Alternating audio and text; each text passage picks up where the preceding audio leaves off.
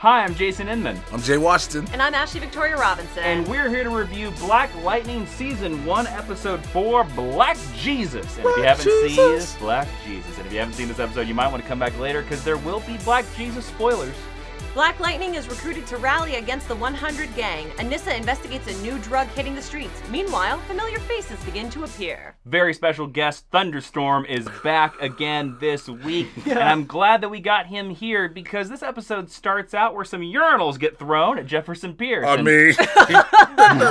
and if, the nastiest, grimy... First of all, don't put your hands on that, and then don't throw it at someone. I don't think... A little bit more what we saw... respect. Well, I think because of what we saw, I don't think he was in his right mind when he was grabbing it. Exactly. I wonder, again, this is something that we've seen a little bit, especially with what they are showing with Anissa and her powers developing.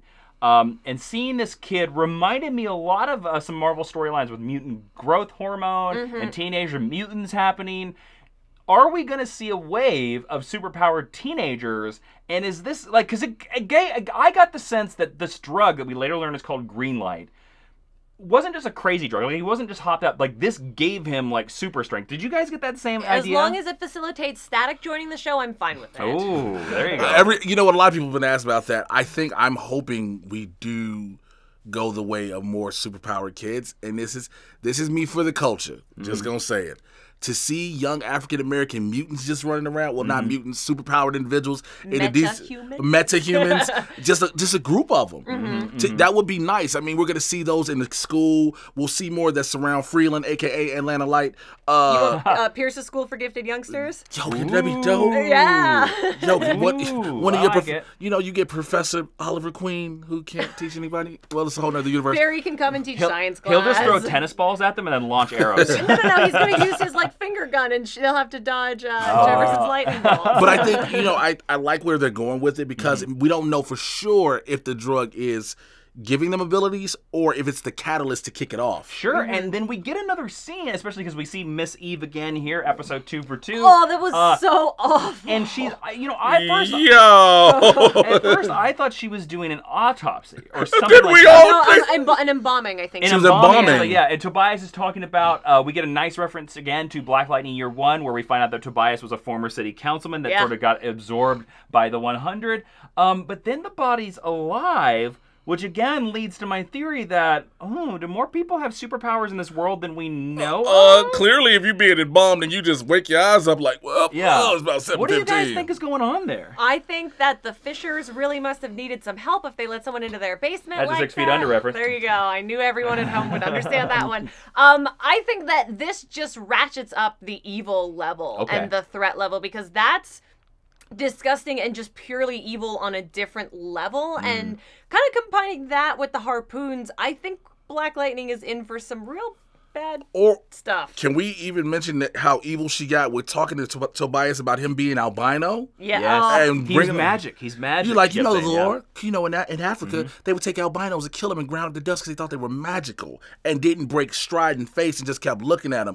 And you can see in him, he's like, I know where you're going with this. But he's such a subservient to her, he can't say or do anything. That's one of those scenes, too, where you're like, I bet that was a real tough day on set. And shout out to everyone for doing an awesome job. Yeah, exactly.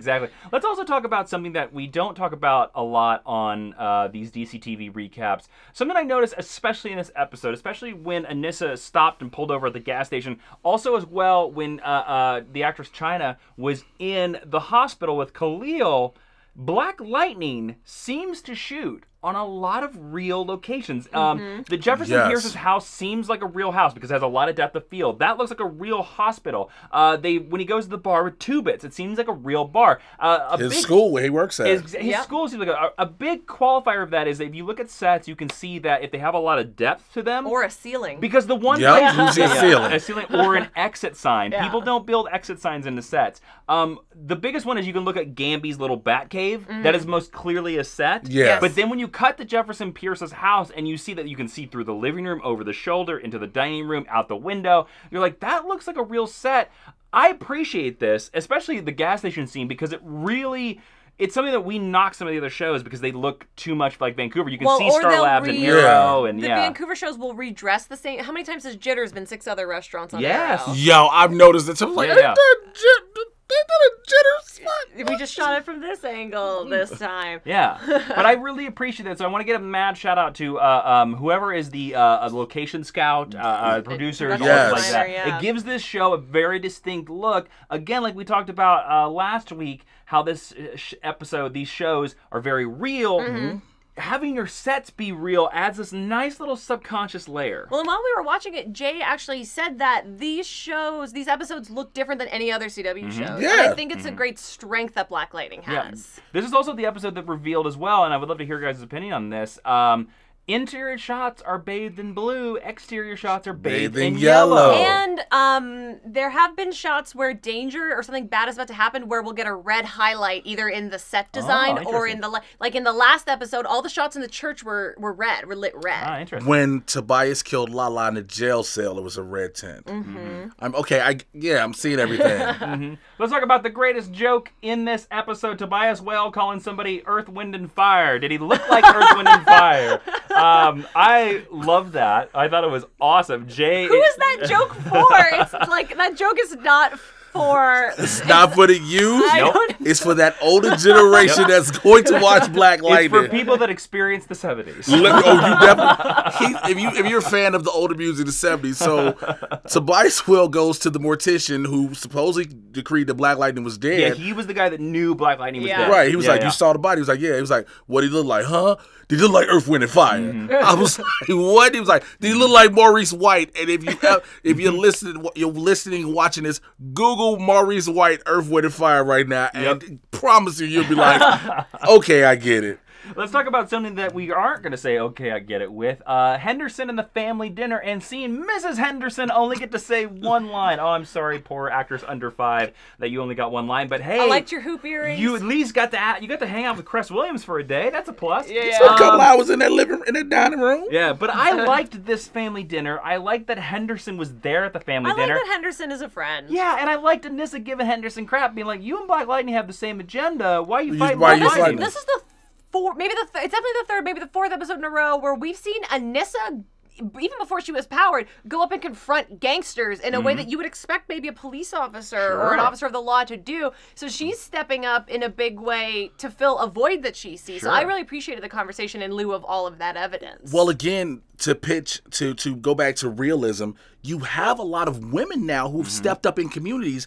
Like, look, if the men aren't doing it, if the police aren't doing it, I'll say what I got to say. Mm-hmm. Yeah. And again, we saw that back to episode 2 with LaWanda. Yes, absolutely. Her stepping up for her daughter being taken. Yeah. Unfortunately, we saw how that ended, but that happens in real life now. A lot of people think, oh, this isn't based in realism. To an extent, it is. Mm-hmm. I know a lot of mothers who are like, yo, tell my baby come here. Like they'll pull people out, and it's commendable, but sometimes it's not as smart. Yes. Because you're outmatched, you're outmuscled, outgunned, so things like that. Mm-hmm. Well, that's why I appreciate the very next scene was where Anissa pulls a Luke Cage, hoods up, and starts punching some drug dealers. But she's doing smack fu too, because they just kind of push people aside because they're so powerful. So strong. But I appreciate that she has to learn the lesson, just the same as Superman, that she's got to learn to control her strength. Yes. Her strength is too much for mortals. You said that as well. You were like, oh, here's the Superman scene. Yeah. Well, because that is a common trope between many superpowered characters that have super strength. They don't know. And that's what because it is an ongoing comic book narrative that part of the reason why people think Batman can beat Superman is because Superman has never learned to fight because he's super strong. Yeah, right. He's got no technique. All he has to do is hit somebody and knocks him a mile. There's a few really good stories about that. And there's another reason. That's the reason why a lot of people make the claim that Wonder Woman could kick Superman's butt because she's a trained warrior. I make that claim. Yes. If you don't believe, look, I'm just gonna say this, and this is not just playing any role. Mm-hmm. I truly believe that Wonder Woman can beat Superman. Why? Wonder Woman's a god. Granted, Superman becomes one, but she naturally is. So, yeah, that's my There you go. Could Wonder Woman beat Black Lightning?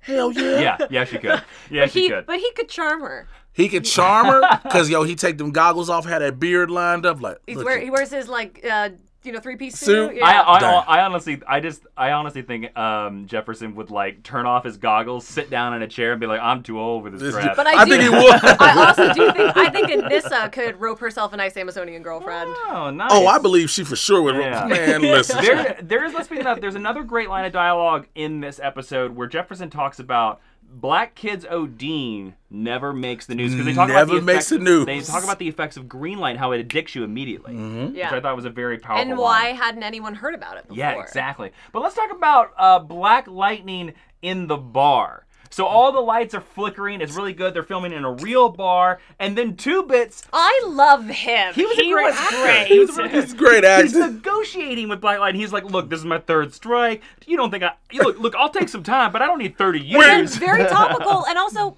not wrong. Yeah. He was like, when he said, a lot. and then he said, he was like, listen, I know exactly what you do. You're going to get what you need from me. Then you're going to knock me out. Then I go to jail. Look, can we just cut this middleman out? And I love it. Black Lightning's like, okay, I'll let you go as long as you promise not to deal drugs. And then he's like, okay, before you knock me out, can I get a selfie? I live for the selfie. It was like, yo, I wish we would see this more often. Yes. I wish we would see somebody. Look, Barry Allen saves people in the daytime in Central City. Yeah. And We've seen it once with Wally Kid and Flash the and cheerleaders. Yeah, the cheerleaders, and that's the only time. I And want to see more. It's played as denigrating that like Wally's not taking it seriously, whereas here it's sort of a position of honor, and then it's still gratifying when he punches Two Bits in the face. When it was like, hey man, you wanna smile? Yeah, he's like, oh hell. Make sure the lightning's Make sure the on. light. Make sure the light is on. Yeah. Let's talk about a little bit of something. The biggest crux of this episode is about Bernard Lewis, the kid who threw a urinal at Jefferson Pierce. Yes. And it comes down to the board being like, look, we don't want to let him in. He's a drug user. He attacked our prisoner. He threw a urinal. That's 3 strikes. But Jefferson wants to let him back in. And I want to have a conversation between the two of you and be like, Jefferson's system brings up the point, you can't save them all. You can't save them all. But Jefferson wants to give this kid a second chance, and the board is like, no, he's done. Look, we'll give you this one, but after this, we make the decisions full out. What do you two feel? And either of you could start first. Who's right there? Is the school board right, or is Jefferson right? I really want to talk about this. It's tough because I don't know if there is a right answer. Because you do, rules and precedents and laws all exist for theoretically, they all exist for a reason, and they all exist based on experience, and they all exist to keep everyone safe. And you do have to brush or paint everyone with the same brush in that instance because we're looking out for the greater good. Yeah. Right. The road to hell is paved with good intentions, and that's kind of the crux of where he finds himself. I mean, if it were me, maybe I'm an asshole, but I'd be like, I'm sorry, like, he's got to go. And if he's already been accepted to a number of colleges, which is one of the reasons why this is presented, then maybe instead of expelling him, he could transfer. I think there's a way around it that you could have served both masters, but that's not dramatic for the show. Exactly. Jay, what do you feel? Man, if I'm allowed to, there's one movie that this moment reminded me of. The old school Morgan Freeman, Lean on Me. When he was saying, you smoke crack, don't you, Mr. Sam's? You smoke crack. And then he was trying to convince us. That was a great Morgan Freeman. And Lean on Me. That's what y'all know. Smoke crack, Mr. Sam's. You can hire Jay to do your Morgan Freeman voicemail at any time. But it was that moment how he was trying to get Sam's back in the school. And, the board was like, no, he's a troublemaker, stuff like that. So it was reminiscent of that. It's hard because, again, who do you side with? I personally side with Jefferson Pierce because his motto is still save the children by any means. Now, granted, yes, he is accepted in numerous colleges, but what happens when they find out you were expelled? All those admissions can be rescinded. Exactly. That's true. Exactly. They're not permanent. Make your first payment before. They won't turn down your money. They won't turn down your money. So I think that was why the board is going to do what the board thinks because the board just thinks as a whole. They're not there on a regular. Absolutely. But I side with Jefferson Pierce in this. Okay. Interesting. All right, so later in the episode, Gamby gives Black Lightning electric vision, X-ray vision as he calls it, or I like to call it Dark Night vision. The Dark Night Yeah. vision. But then the cool moment is that Jefferson hears Anissa's booms when she's beating up these dudes. He runs over there. Gamby, of course, sees that there's a lady on the footage, but he doesn't tell Jefferson, and he goes to the scene, does some investigating. And again, leading into something that I think we talked about earlier, where I predict that I think Gamby's going to figure out that Anissa has powers, and that's how she's going to get his suit. And I think Jefferson meets Anissa already fully suited up. I just want to know where does he get the materials to make the suit? Yes, I know Gamby's a tailor, but like Italy. like, how do you ship? He just calls up his good friend Lucius Fox, and he ships it over you from go. Gotham. There And you go. How do you Amazon Prime this? Like, like I got this 2-day order real quick. I need these. man, he orders a lot of Oh, Dayglow. like, he orders a lot of padding and Why does he need so many LEDs? So much Right. Kevlar. I don't get it. So, Yeah. Right, who orders Kevlar by the bulk? Yeah. Speaking of getting things in bulk, Khalil gets some anonymous sneakers from Mr. Tobias White. He learns, Whale. excuse me. He learns that he is never going to walk again. And then let's talk about Tobias Whale. And of course, we meet Tobias Whale's sister in this episode in an amazingly Tori. edited sequence, Tori. And she brings up this idea that let's corrupt our hero. Let's turn the community against him. And this kid, who's very similar to Jefferson Pierce, also an Olympic athlete or wanting to be an Olympic athlete, is the one to do it. Ashley, what do we think about this plan using the kids against Jefferson Pierce? I think it's great. Again, I think it speaks to the intelligence of and the thoughtfulness that's gone into the show of the writing staff, because you're going to hit him where it hurts, and if it's not going to be his family as much, because we know that his daughters are going to suit up by the end of the season for sure. So having it be the community, I think, is the smartest way to do it. I just want to know where, what company. There's got to be some company in this universe that makes the same implant that Felicity Smoke got, right? Like Khalil's going to be walking by the end of the season. I don't think so. I don't think they're gonna, because this show I don't think this is the same universe as Arrow. I think this show is so real that I think to do that robs this of the Yes, real. What do you think? I agree. You can't. He unfortunately, as much as I would love to see them add something to make him walk, Yeah. I think you keep him paralyzed because that's the realism of the nature of everything that's going on. I think that is a normal. That's a normal trope we hear. Let the community corrupt the hero in a sense. Yes. Let's turn the community against the hero. Yeah. And it's cool. It's a normal thing to do. But the way they're doing it, you use the kid that he was trying to save. Yes. Well, he wasn't trying to save him directly, but the whole community. Yeah. And you do that, and it's like, whoa. But And who's also his daughter's boyfriend. yeah, and she's going off because she wants to quit the track team. She just wants to stay there with him because now that's how deeply involved in love she is with him. And But I think I that's going to lead to some more drama and complications as the season goes forward. I appreciate her struggle with that, and that it's not purely altruistic because she is a 16-year-old. And, Yes. excuse me, that's a heady thing to have to deal with as an adult, much less as a child where your brain is still forming. Shout out to all the 16-year-olds with forming brains. Yeah. All right, let's go into our rating based on a scale of 1 to 5 lightning bolts, 5 being the best. Mr. J. Washington, what do you think about the third episode of Black Lightning called Fourth, excuse me, called Black Jesus. They were ready to correct me immediately. Look, I know the exact issue of Outsiders comic books, but I can't remember what episode we're in. Black Jesus, what'd you think? You know what? Again, the way the show is building, it didn't raise up, but it didn't drop. I still give this a 4 out of 5, just like we did last week's episode. It's still holding. Again, I'm thinking we're gonna rev up some more. Yes. Because I think we just hit this, not even a low. We just said, okay, let's plateau out for a little bit, and then I think we're gonna pick back up. So I go 4 out of 5. Ashley? I definitely have to agree with Jay. I think that we're in exposition land right now, which is cool. And as long as we don't stay here for the rest of the season, I'm happy with it. I mean, I'm sad about Khalil. It's so sad. I liked him so much. How about you, Jason? I don't think Khalil's going anywhere. I think Khalil's around for the entire season. I think this show has been so real. We're gonna deal with how do you have a relationship with a person that is disabled. I think we're gonna confront that head on. Good. I agree. This is a setup episode. We got a lot of stuff of how is Khalil going to corrupt the community. Tobias Whale's sister, what's she going to do? Other stuff over here. I guarantee you that school board thing with having final decision is going to come back somehow. Oh, absolutely. But the interesting thing about Black Lightning is, unlike other DC TV shows, when they have setup episodes, we kind of feel like they're wastes of time. This didn't feel like a waste of time. I was like Supergirl this week? Yeah, I was very engaged by this and other things like that. And so I would give this a 4 out of 5. I really enjoyed it. All right, so go down in the comments and tell us what you think about this video, and then go follow this guy on all social media. Where can they do that? You can find me on Twitter, Instagram, at Mr. J. Washington. That's MrJaywashington. And for more exclusive geeky content, visit patreon.com/Jawin. His Twitter's down in the description. Make sure you click it, and we'll see you next week, Super Friends.